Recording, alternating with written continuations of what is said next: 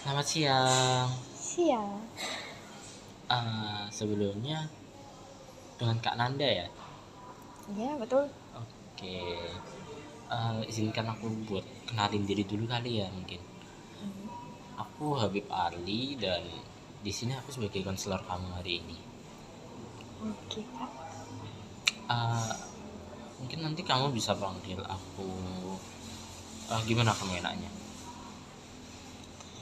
Biasanya sih aku manggil Kak ya. Tapi tergantung umur lagi. Jadi gimana nyamannya Kakak? Kak aja boleh. Oke. Kak Habib atau Kak Ali? Kak Ali boleh. Senyaman-nyaman kakak aja. Oke, Kak Ali. Oke. Sebelumnya tadi kesini naik apa Kak Nanda? Aku naik motor sih, Kak. Agak mendung ya ini di sini. Ya, tadi cukup mendung sih.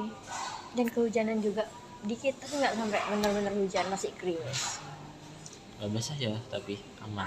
Hmm. Nggak basah karena udah deket kan. Jadi masih aman. Tapi Oke. sekarang udah hujan sih.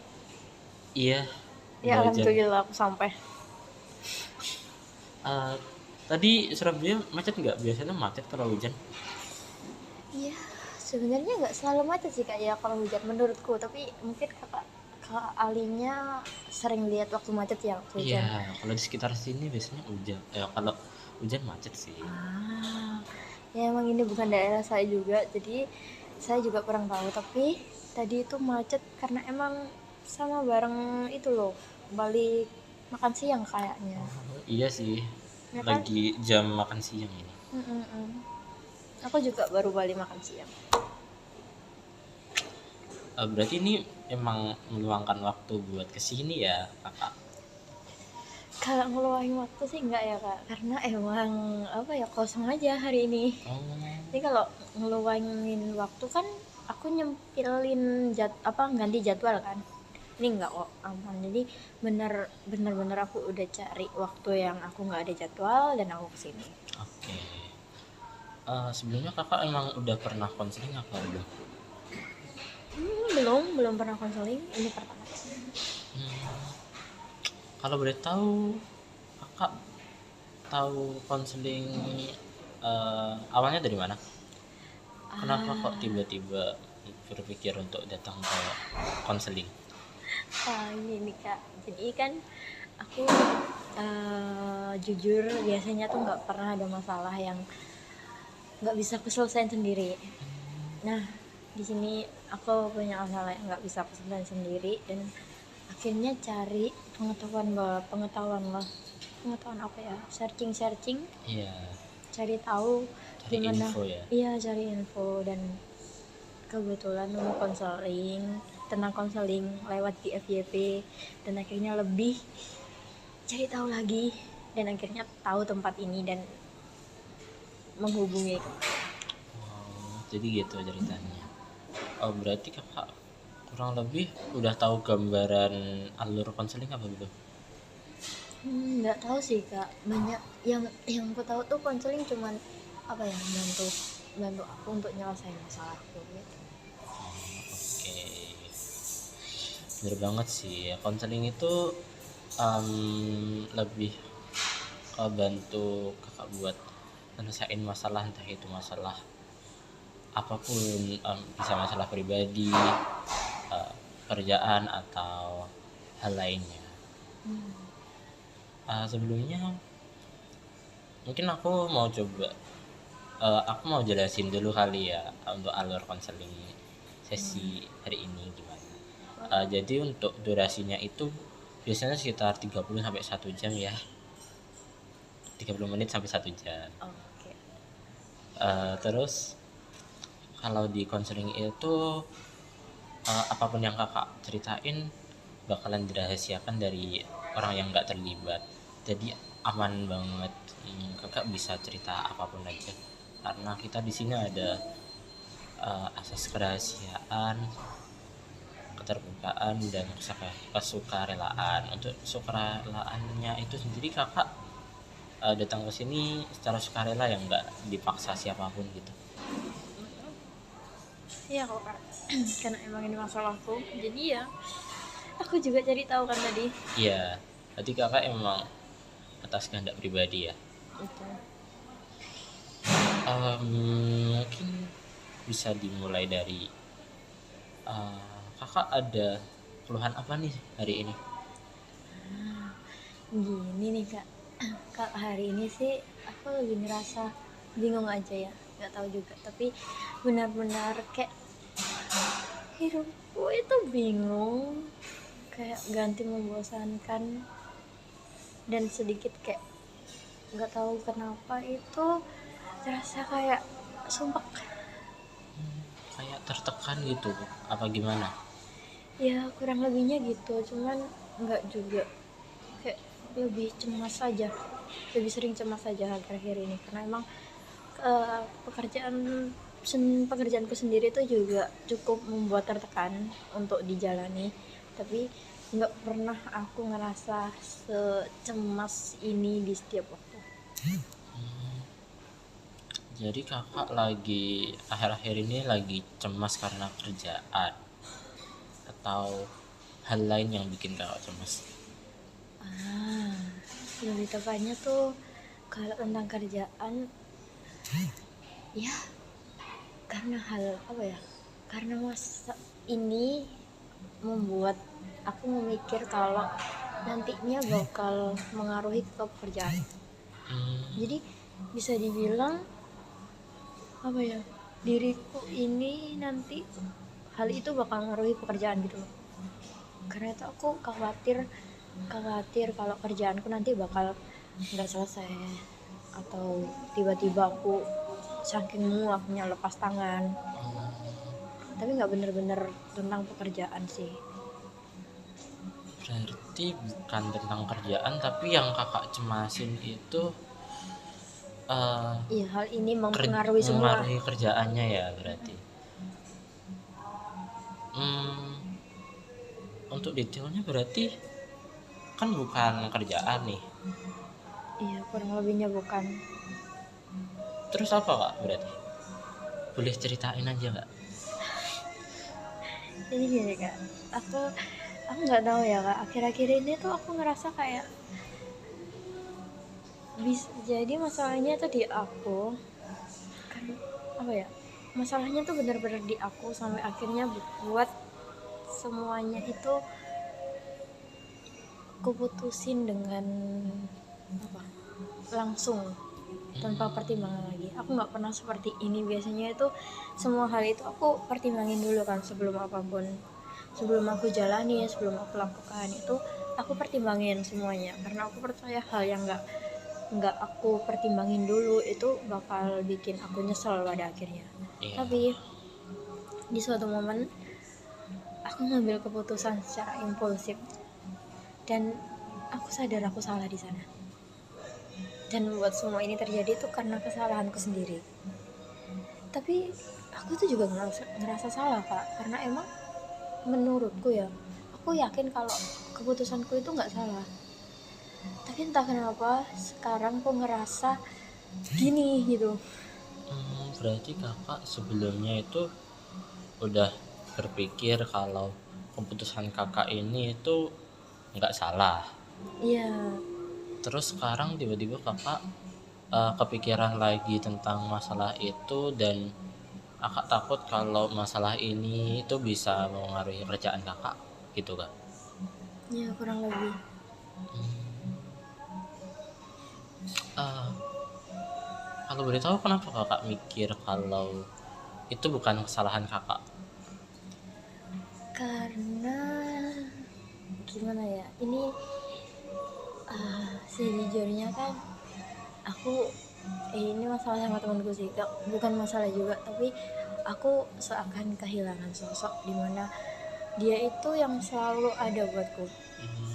Lihat apa ya, ada dan selalu apa ya, dalam seharianku itu dia selalu ada, nggak mungkin nggak ada dia, di kerjaan, di keluarga, di semuanya itu always dia selalu ada gitu loh kak. Nah, ada sedikit problem, nggak sedikit juga, tapi mungkin ini juga miskomunikasi juga. Tapi pada akhirnya aku kayak ya udahlah ya, aku ninggalin dia. nge-cut off hubunganku sama dia. Dan akhirnya aku kayak kehilangan arah jalanku. Tapi dengan nge-cut off dia juga, aku tuh ngerasa keputusan waktu itu tuh aku nggak salah. Karena emang gimana ya, kalau dilihat dari apa yang udah dia lakuin ke aku, nge-cut off dia tuh nggak salah.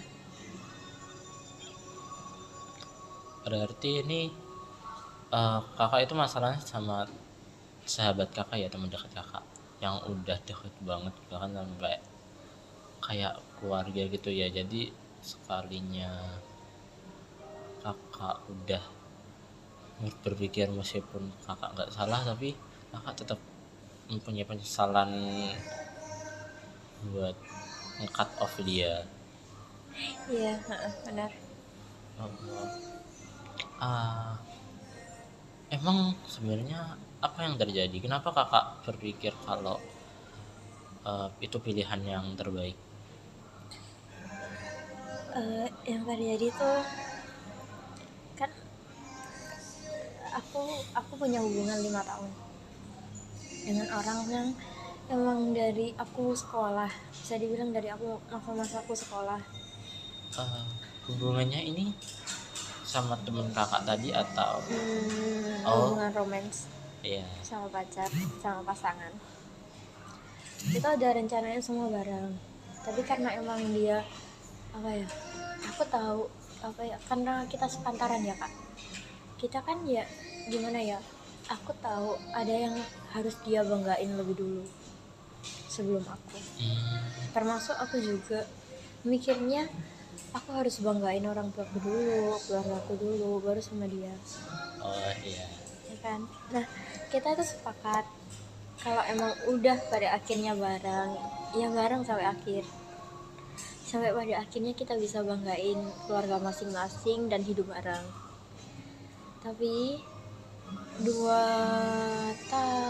tahun yang lalu, 2 tahun yang lalu, aku tuh sempat sakit.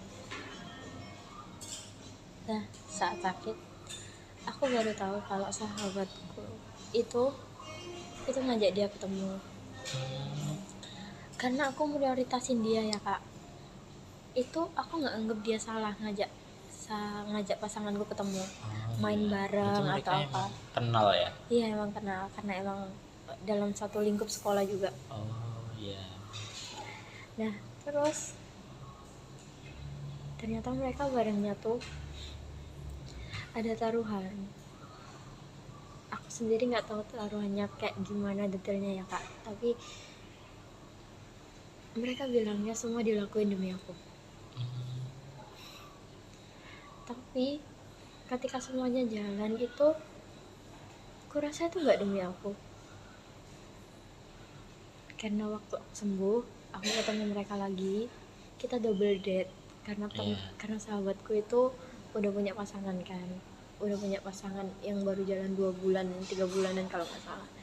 Kita double date, dan di sana aku nemuin kalau tatapan mata pasanganku itu udah beda sama sahabatku.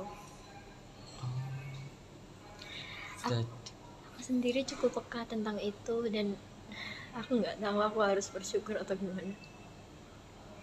Berarti kamu ngerasa seperti dikhianati gitu ya sama sahabat dan pasangan? Iya, sama keduanya kan. Nah waktu aku minta penjelasan ke mereka, mereka bilang itu dilakuin demi aku lagi-lagi. Terus aku tanya lagi ke pasangan sahabatku, ya kan, sebenarnya dia tahu nggak tentang semua ini gitu kan. Terus pasangan sahabatku bilang kalau dia tahu kok, aku tahu, aku bahkan juga nemenin mereka lo nggak berdua aja, bertiga sama aku. Terus kan itu posisi aku sakit ya kak, aku tanya, kalian itu bareng main bareng, hangout bareng buat nyemangatin diri kalian masing-masing kah? Karena nggak ada aku tanya. Tapi mereka bilangnya enggak kok, kita emang kumpul demi kamu.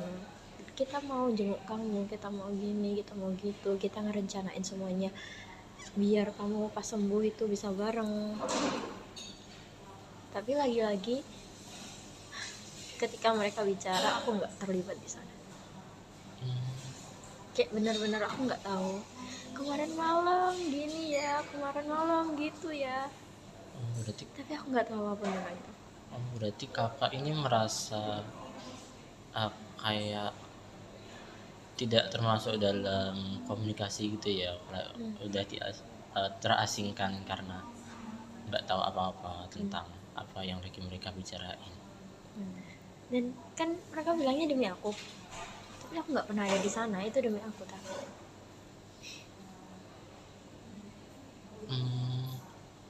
Kalau gitu sih, kakak udah coba buat tanya ke mereka nih, terus ternyata dari hasil kakak ngobrol sama mereka, berarti ini kakak nggak menemukan jawaban yang oke berarti ya dari alasan mereka buat hal itu. iya kalau emang apa ya, kalau emang ada alasan lain mungkin aku bisa terima ya kak, tapi karena mereka bilangnya semua demi aku tapi aku nggak terlibat di sana, dan kayak apa yang jadi mereka alasan itu nggak benar-benar sesuai sama sikap mereka gitu loh. Gimana aku nggak nyangka kalau mereka maksudnya gimana aku nggak memprasangka mereka itu sesuatu Iya. gitu. Oke, jadi mungkin sekarang kita anggap pemikiran teman-teman kakak itu nggak bisa diubah ya. Jadi kita fokus ke kakak aja. Menurut kakak sendiri, apakah pilihan kakak itu udah pilihan terbaik apa belum? Belum sih kak, enggak, keputusanku waktu itu tuh nggak terbaik, karena kalau bisa aku masih mau sama sahabatku. Jadi karena itu aku sekarang, karena aku kehilangan arah, jadi aku cemas dengan segalanya dan aku yakin aku salah. Oke, berarti kakak merasa kalau eh, kecemasan kakak itu karena pemikiran kakak, karena kakak salah udah ngangkat up mereka. Iya. Kenapa? Bukannya tadi kakak udah sempat bilang ya kalau kakak merasa kalau keputusan kakak itu nggak salah. Ya itu kan keputusannya impulsif ya kak waktu itu, dan semua keputusan yang pernah aku buat itu aku selalu mempertimbangkan dulu ke depannya gimana, tapi itu jujur bener-bener impulsif. Tapi dan aku kehilangan arah sekarang rasanya, jadi aku rasa keputusan itu salah, aku yakin keputusan itu salah sih. Kan sekarang aku hilang, bener-bener hilang arah, semuanya kayak gelap, nggak tahu, tugas kerjaan numpuk gara-gara aku bener-bener kayak apa sih ini gitu. Dan aku kehilangan semuanya. Oke. Kakak sendiri, menurut kakak nih, kalau kakak masih sama mereka, apakah kakak nggak bakalan kehilangan arah sekarang, seperti tugas kakak yang sekarang jadi keteteran karena terlalu banyak cemas gitu? Aku nggak pernah mikir sampai sana sih kak, karena emang gimana ya, mungkin kalau posisinya di terakhir kali sebelum aku nge-cut off mereka, ya mungkin aku bakal tetap cemas karena sikap-sikap mereka ke aku kayak gitu. Jadi Iya, aku nggak tahu itu bakal ganggu atau enggak, tapi aku rasa itu ganggu. oke, benar sekali. Mungkin kakak sendiri kan udah bilang kalau mungkin itu bakalan ganggu. Jadi kakak sendiri lebih milih buat sekarang nih kakak, kalau misal diberikan kesempatan kedua, kakak lebih pilih buat eh, tetap sama mereka tapi kakak tetap cemas atas perilaku mereka yang bikin kakak bingung juga, atau kakak lebih pilih buat kakak tetap cut off mereka tapi kakak cemasnya karena pemikiran kakak sendiri, seperti kakak merasa kalau pilihan itu bukan pilihan yang terbaik. Mungkin yang aku cuma dengan diriku sendiri, karena kalau sama mereka aku nggak tahu ya kak, cuman dalam hidupku itu aku ada yakin di mana orang itu nggak bisa diubah. Jadi aku lebih milih ngubah diriku sendiri daripada ngubah orang lain. Iya benar sekali, kita itu lebih disarankan buat lebih terfokus pada diri kita sendiri daripada dari pandangan orang lain, karena kita nggak pernah bisa tahu orang lain itu bakalan bersikap seperti apa ke kita. Jadi yang bisa kita kendaliin itu hanya diri kita sendiri.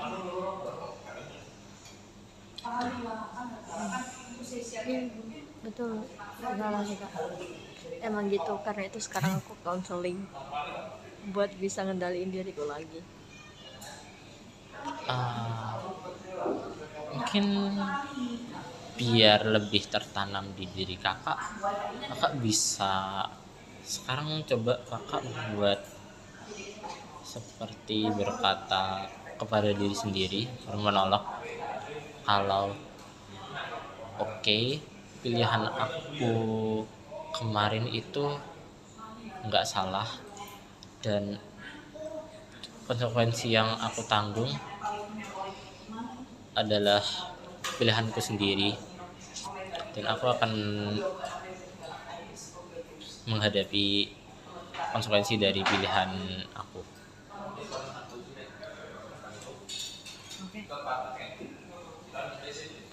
Oke, aku coba.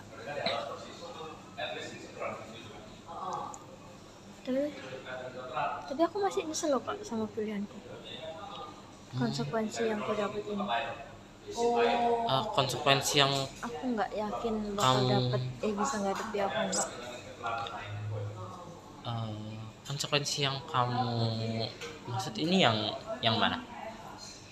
Yang aku sendirian, aku kehilangan arah, terus kerjaanku keteteran.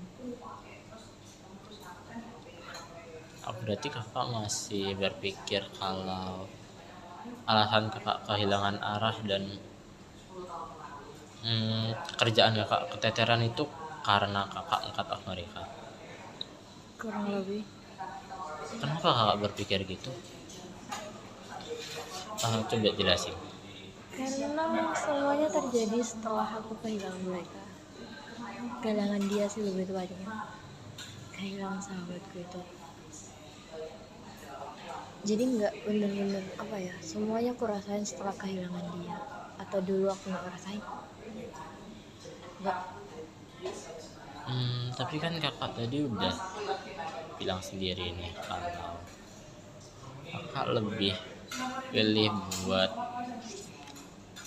Cut off kan? iya. Iya benar. Jadi gimana nih jadinya? Tapi jujur konsekuensi yang aku hadapi nggak benar-benar bisa aku hadapi. Kenapa kakak berpikir gitu? Kakak udah coba buat cari hal lain buat menutupi hal itu belum? Kurang lebih belum. Karena dulu emang aku selalu berdua bareng dia, dan sekarang untuk memulai semuanya sendiri kayak sungguh berat. Oke, mungkin emang berat sih kak buat ngelepasin orang yang dulu itu selalu bareng sama kita. Tapi setiap konsekuensi, setiap kejadian itu pasti ada hal di baliknya, hikmah di baliknya.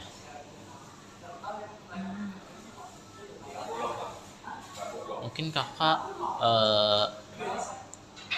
dipisahkan dengan mereka itu karena bisa jadi di kehidupan kedepannya kakak bakalan menemukan orang yang bisa menggantikan mereka, karena ada masih banyak orang yang ada di dunia ini yang mungkin kakak bisa kenal dengan mereka di kedepannya.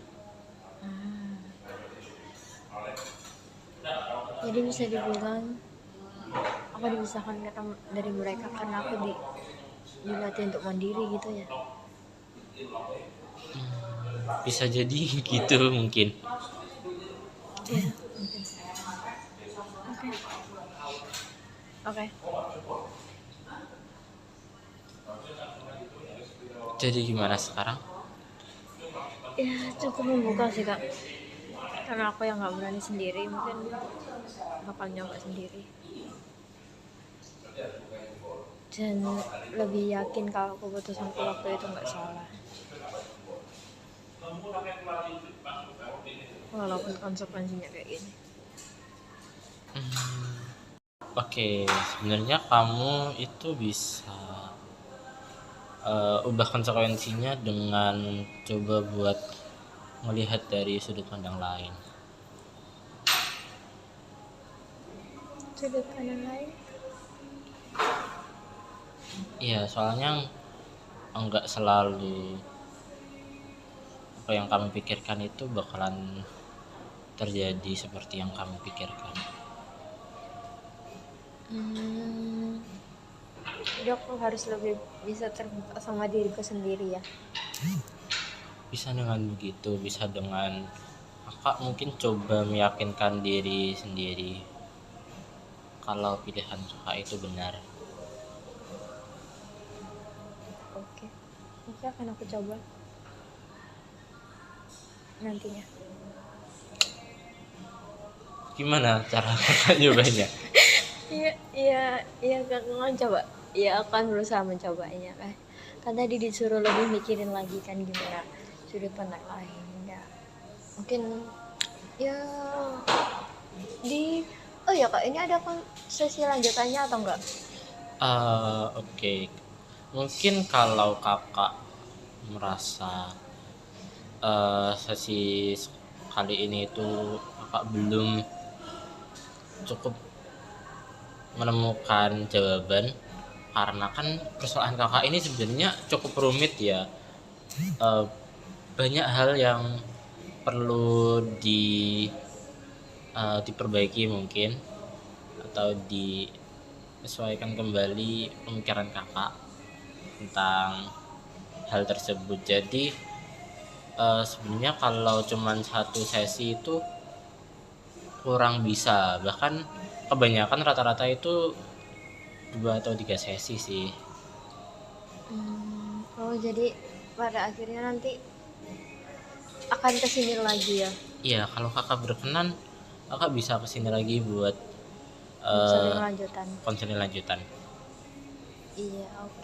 Oh, kalau gitu boleh deh kak, karena emang kayaknya aku masih perlu waktu buat mikirin lagi dan atau pikiranku lagi setelah ketemu ini, setelah ngulik semuanya lagi dari awal tadi. Cukup menyesakkan menurutku sekarang, dan ya biasanya butuh waktu untuk bisa memikirkannya lagi, dan aku akan nyoba buat mikirin sudut pandang lain tentang konsekuensi yang harus aku hadapi ini.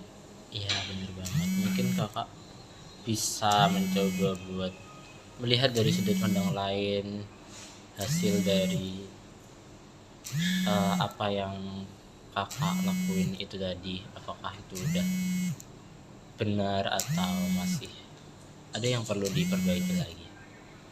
Aku akan mencobanya ya kak, aku coba mikirin lagi, dan ya semoga saja itu bisa mengubah dimana keseharianku kembali normal lagi.